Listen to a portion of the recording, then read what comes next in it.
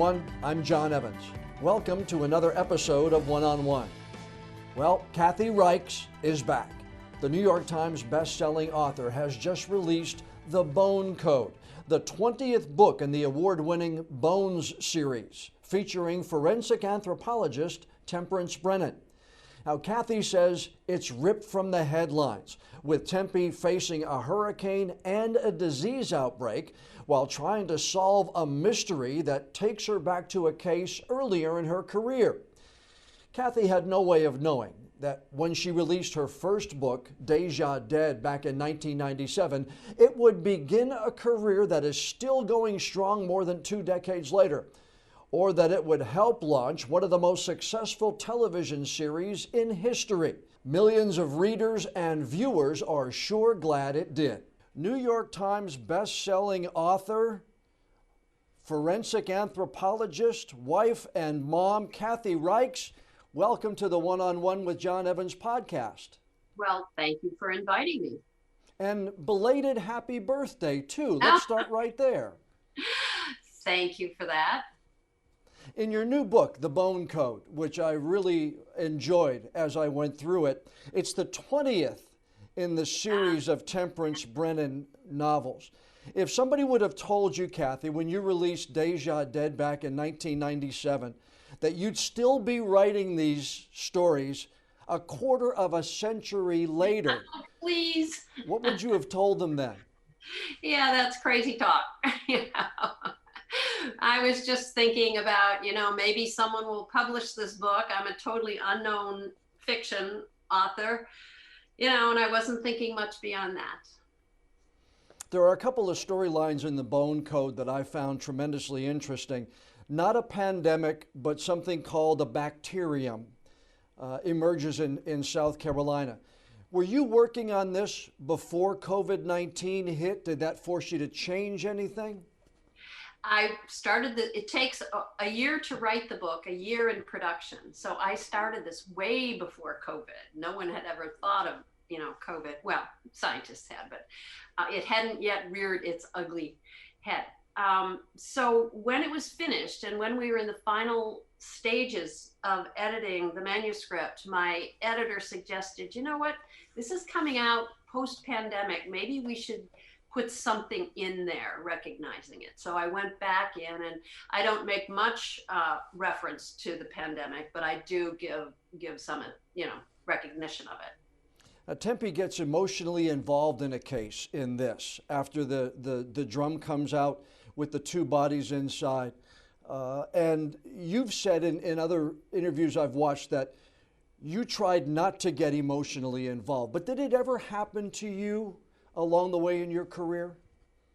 You really have to maintain your objectivity. You can't let yourself do that while you're working on a case. Now later, I was once excavating a mass grave in Guatemala with a gentleman named Clyde Snow, who's one of the grandfathers of in anthropology.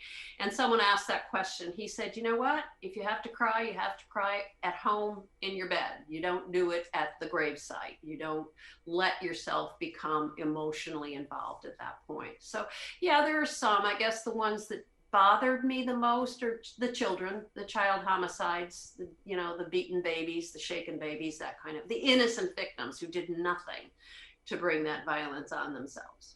Did that get easier as your career went along rather than maybe when you first started? Maybe a little, but those cases are never easy. When you see dead children, that's never easy. You mentioned Wilmington in the book, and you actually spoke here in town to the Cape Fear Crime Conference many years ago. Okay. I know you live near the coast in South Carolina, but do you ever get down here to southeastern North Carolina?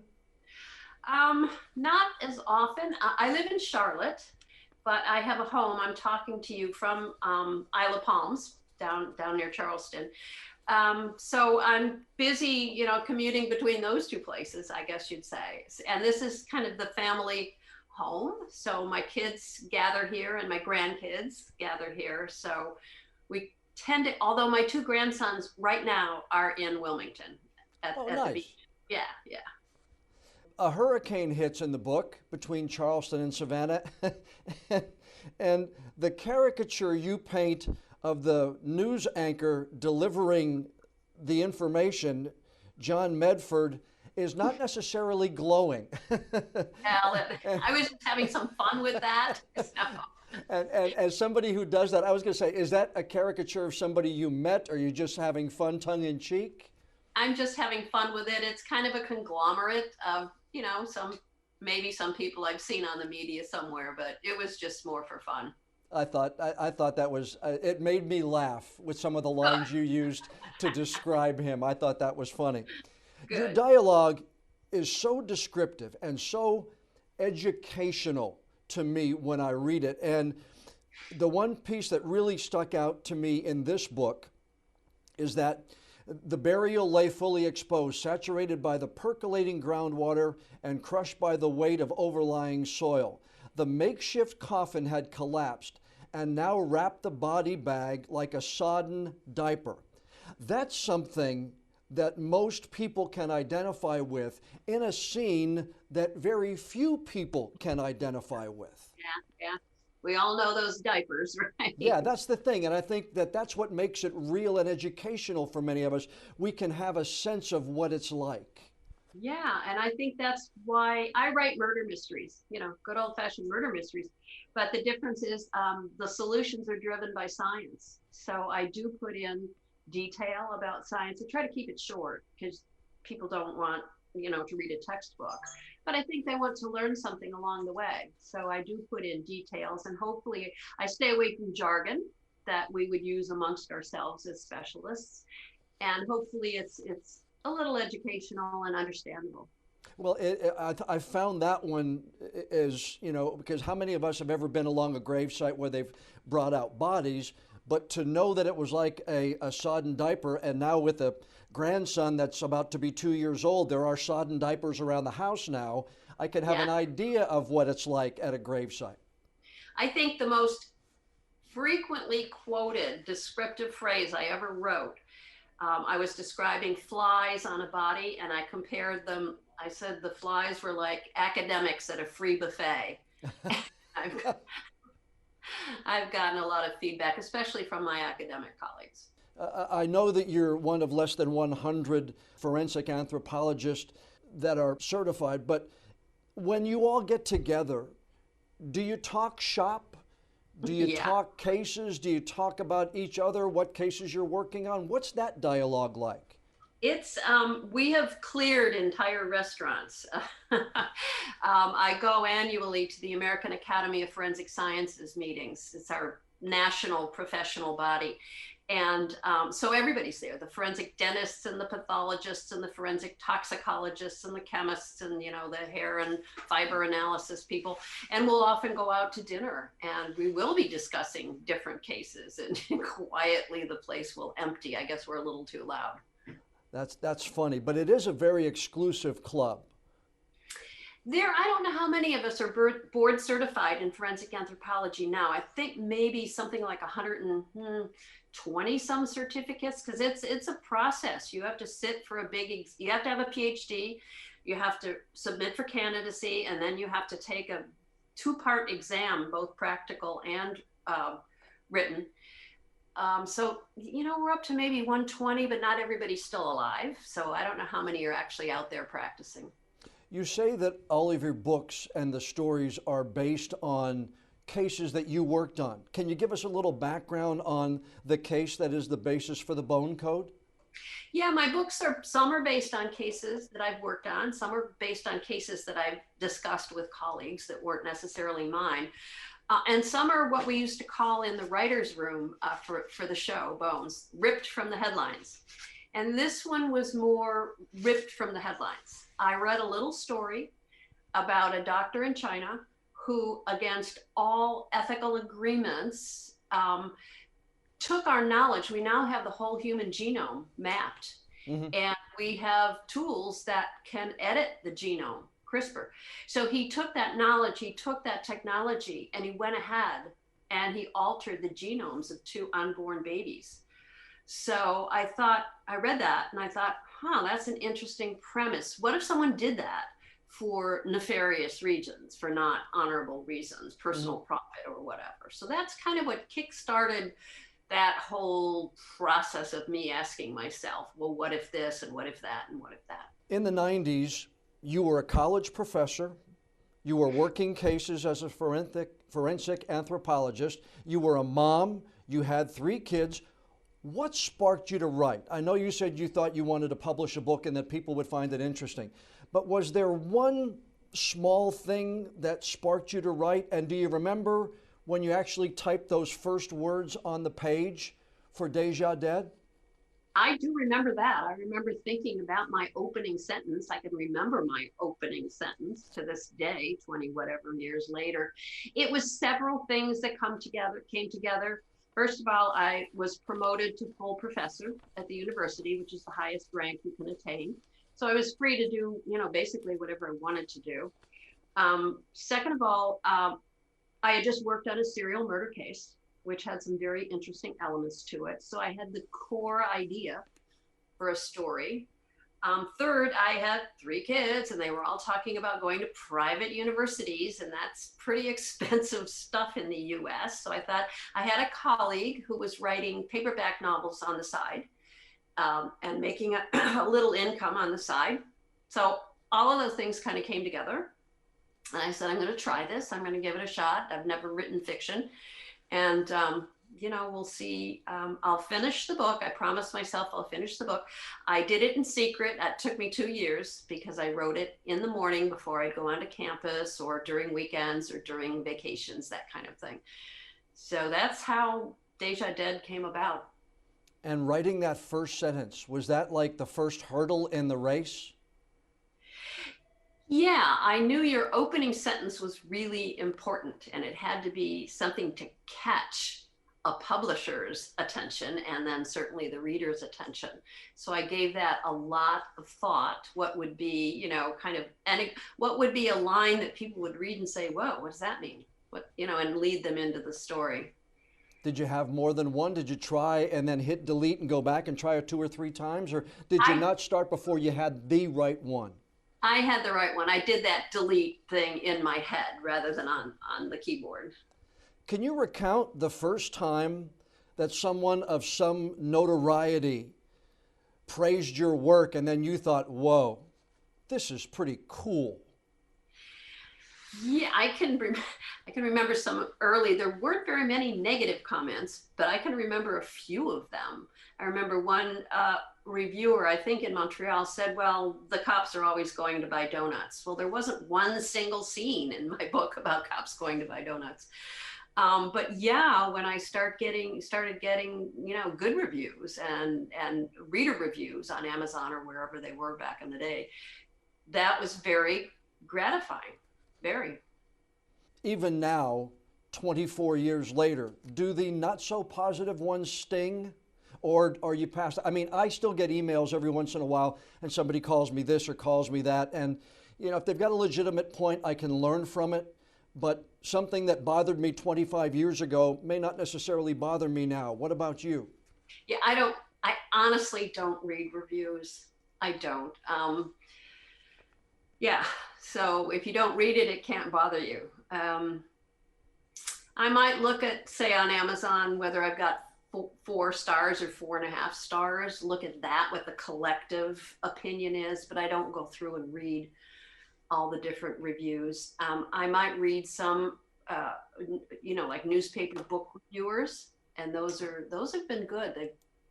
You're a Chicago native. How did you end up in North Carolina? One snowstorm too many. So we said, we're out of here. I had an offer at the university. My husband had an offer with a law firm, and we headed south. No regrets. Don't want to live. I like visiting back in Chicago. It's a great city. I set one of the Temperance Brennan books there, 206 Bones, but I don't think I want to deal with snow.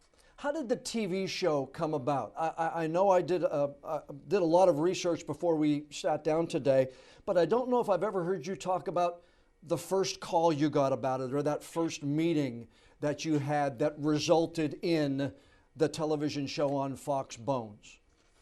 Yeah, I've had some other offers. I've taken some lunches with others who were interested, but it wasn't quite right. Um, but when I met with Barry Josephson, who became our executive producer, and Hart Hansen, who became our show, was the creator and the showrunner of the show, we were all really on the same page. And they genuinely seemed to welcome my input. We wanted a character-based show, not another police procedural. We wanted to create characters that people become invested in, that people cared about. I like the idea that was Hart's of doing a kind of a gender role reversal, where Seeley Booth, the man, is typically he's the one who's emotional, who leads by his gut, etc. Whereas Temperance Brennan, the female, is the one who's logical and insists on, hypothesis formation and testing. So we kind of reversed those gender stereotypes. We thought it would lend itself to, comedy, and it did. Yeah. So I just liked, we were all on the same page about that we wanted humor in the show. I put humor in my books, and they wanted to put humor in the show. So I optioned the character, and the rest is history. We're the longest running scripted drama in the history of Fox. So we did well. Talking to you today has really raised me up several notches in my daughter Abby's eyes. I'm more cool today talking to you than I was yesterday, let me tell you that much.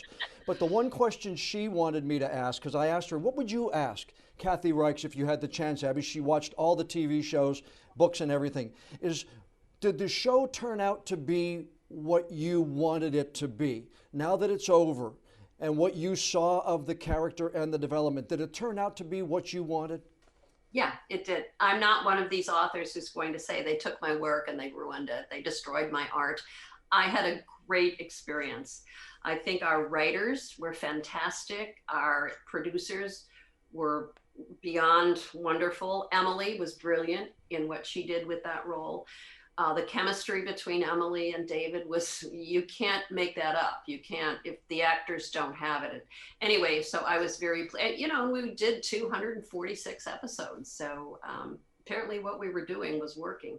And we were in something like 100 foreign territories. Yeah, so it's around in different languages and seen all over the world. Now that it is over, what's something about the show that you've never shared with anyone that could be an exclusive to the One-on-One with John Evans podcast? Any small secret? Oh, any small secret? My goals, I'll tell you my goals. When I was on set or on location, I was basically, and I was there quite a bit. When I would write an episode, you're there to break the story in the writer's room, and then you're on set while your episode's being shot for 2 weeks. My goal was to not have my cell phone go off when we were live and filming, to not knock anything over, and to not trip over any of that massive amount of equipment that was used in every single shoot. So those were my goals, and I did fulfill them. Did you start with the crime and then kind of back it out to say, okay, let's say we have I once had a body with no teeth and no fingers that I had to do, and then that would be the end result of the crime, and then back it out to a congressman having an affair or a drug deal gone bad. How did those stories come about? Do you start with the crime and back it out, or do you start with the characters and then develop the crime? In writing the scripts for the show. Yeah. You do what's something called breaking the story, and you go in, and I found this really stimulating because typically I'd be sitting all by myself alone here at my keyboard. But when you write a screenplay for our show, you'd go into the writer's room, and there would be these empty whiteboards. And for our show, they'd be divided into 6 acts. And you would hammer it out collectively. You would throw out ideas, and you would brainstorm ideas. Our show always started with the opening scene, which was the discovery of human remains that are messed up in some way. They've been squashed in the high school bleachers, or they've been, I don't know, put in a vat of acid and nothing remains but the scalp, that sort of thing. So you'd start with that premise, and then you'd hammer out these ideas, and I learned that just instinctively, the way they write the scripts was the way I was writing my books. that you would have your main story, your A story, which would be the crime. And then you would have your B story, which would be something going on in the lives of your characters. And then you might have a C story, which was just, it could be an arcing thing from other episodes, or it could be just a minor issue that they're dealing with. So that's how it was structured. So we really started with that opening scene. What kind of remains are we going to have? And then as the show progressed, you learn more and more about who the victim was, and then more and more about what the crime was. And then, of course, you solve it. Right. I spoke to Jack Carr a couple of weeks ago, and he's done a great job with his books with the James Reese character. And now that's being turned into an Amazon series featuring Chris Pratt. And the one thing he was telling me is that he was having to come to grips with seeing the differences between his character on the page and then on the screen. Did you have to establish early the parameters that everything was going to be delved in, that Temperance was going to be handled this way, that it wasn't going to be your character, it was going to be, I've heard you say, kind of a preview to the character that you have in your books? Yeah, I had input. I didn't have any control. Once you option your character, they can pretty much, unless you specified in the contract. But I was very clear that what I knew they were going to cast her younger than the Temperance Brennan in my books. I knew that they'd be set in Washington, D.C., not in the Carolinas and in Quebec. The one place where I held the line is I didn't want them to make her a 22-year-old psychic or something like that. So, we were, I think Emily, when we started the series, was 29. And I was a little, wow, that's pretty young to have done all that she's supposed to have done at that point. But it was a good thing because we went 12 years, and David, I think, was 36 when we started. So it was a good thing they were a little on the young side. What kind of relationships did you build with Emily, David, and all of the cast members? You still call them now and say, hi, how are you? I imagine working 12 years, you probably did develop a close friendship and almost like a family.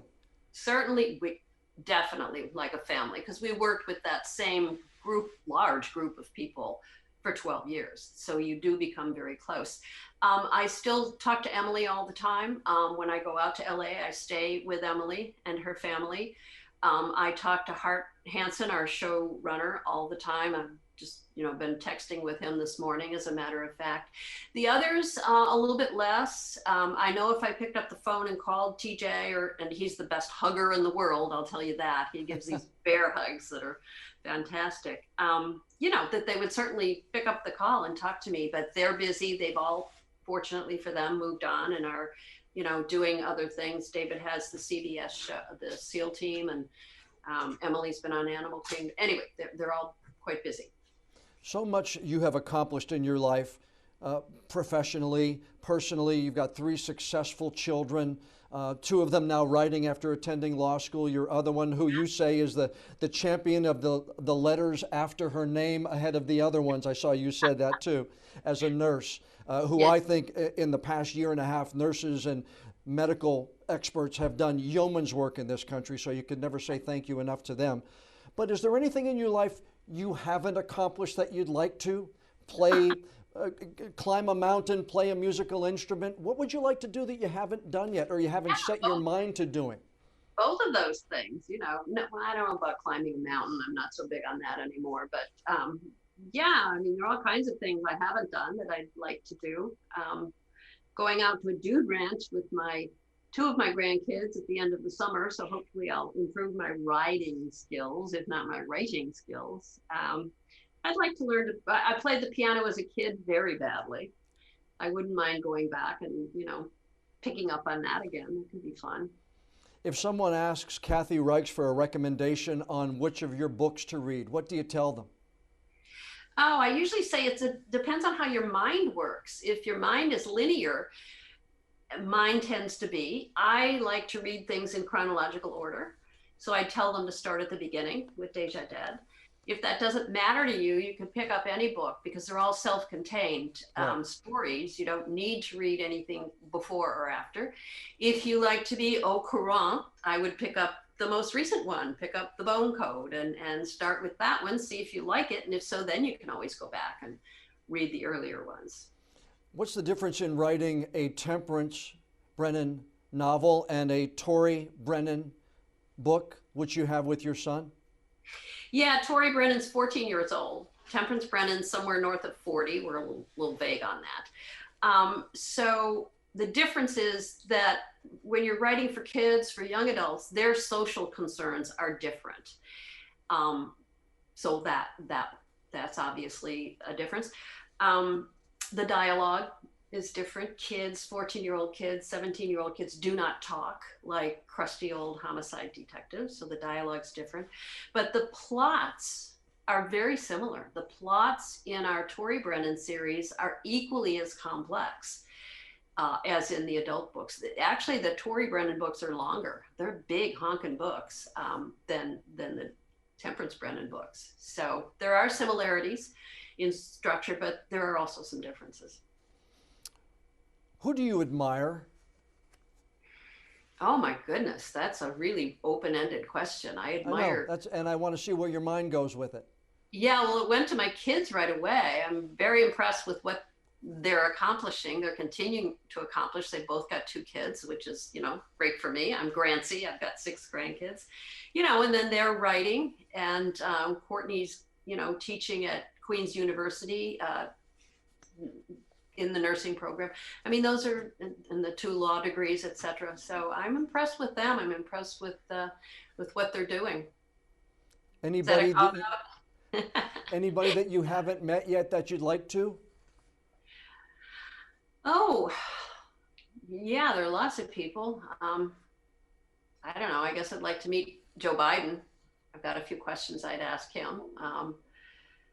Who else? Living or dead? You mean anyone? It doesn't matter. I just, again, just wondering who Kathy Reichs, who's somebody that you wouldn't mind spending a little time with? I would love to meet Douglas Adams. I love his Hitchhiker's Guide to the Galaxy series and how he comes up with the clever things that he comes up with, how his brain works. I would love to know how to do that because he makes me laugh out loud. What do you do to unplug? And it seems to me like you don't take much time to unplug, but when Kathy wants to get away and shut off the phone and shut down the laptop, what do you do? With grandchildren, I think I know, but tell everybody else. Well, I do spend a lot of time with the grandkids. They are currently at surf camp, 2 of them, and they will be back momentarily. And when we finish this interview, I'll go down and I'll join them. We'll probably go down to the beach or down to the pool or that to me, that's the most fun. I do enjoy that. And then dinner with friends. I'm big on going out to dinner with friends. That's really my thing. As you watch the work being done, Kathy, at the site of the condo complex that came down in Florida, can you give us a sense of the process that they're going through there to go through the remains? You were there at 9/11 at the towers. So can you give us a sense of the grueling work that they're doing, trying to uncover these victims, and then what it will be like to try to identify those who, at this point, may be unidentifiable? Yeah, we talk about DNA events, and this is probably going to turn out to be a DNA event because it's warm down there, and then anyone under that rubble is not only crushed by the rubble, but probably badly decomposing. I'm really having trouble watching the clips when I see that. I do flash back to 9/11, to the Twin Towers, to the time that I spent there. I see them dressed in their, hazmat suits and their breathing apparatus, and I remember that. I remember wearing that. Same thing with Bagram when I'm watching these the stories about Bagram, because I went there. I went to Afghanistan. We based in Bagram at the Air Force Base. I went as part of a small USO tour. 5 authors went just to thank our troops for their service. But when I'm seeing those clips of Bagram, it's the same thing. I'm kind of flashing back to being there as well. The tedious work, though, that they're going through to identify these victims. I watched a young man come off that pile, and somebody posted it on a social media page, and this young man came off a 12-hour shift and just walked solemnly away. His eyes, it was almost like a stare. They were vacant. Yeah. to me. Yeah. He's probably exhausted, for one thing. He's wearing all that gear. He's hot. He's been lifting rubble, lifting concrete, putting it in buckets and passing off the buckets and then getting another bucket and filling that bucket up, and totally focused, because what you might miss might be very small. The remains that you see might be very small. So it's pretty exhausting. And yeah, 12-hour shifts. We were doing, I think, 13-hour shifts at both day and night. Well, I know you must be very busy, and you're taking a lot of time doing media surrounding the Bone Code. I appreciate you taking the time and joining me from one Carolina coast to the other. Thanks for your time, and thank you for nearly a quarter century of books and TV shows. And thank you, Kathy. Thank you, and I hope people enjoy the Bone Code. Go out and get it. A big thank you to Kathy Reichs for sparing some time and joining us for this week's podcast interview. Check out her new book, The Bone Code. It's available at all of the major outlets and as an ebook as well. Take a look at all of the Temperance Brennan novels and the Tori Brennan young adult books by going to kathyreichs.com, and you can follow her on social media. She's active on Facebook, Twitter, and on Pinterest.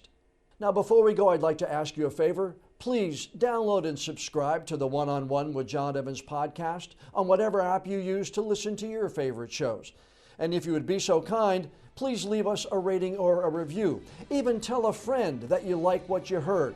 The more feedback we get from people like you, the higher we'll be listed on the apps, and the better chance we'll have of bringing in even more new listeners. I'm John Evans. Thanks so much for joining us for this episode of One-on-One.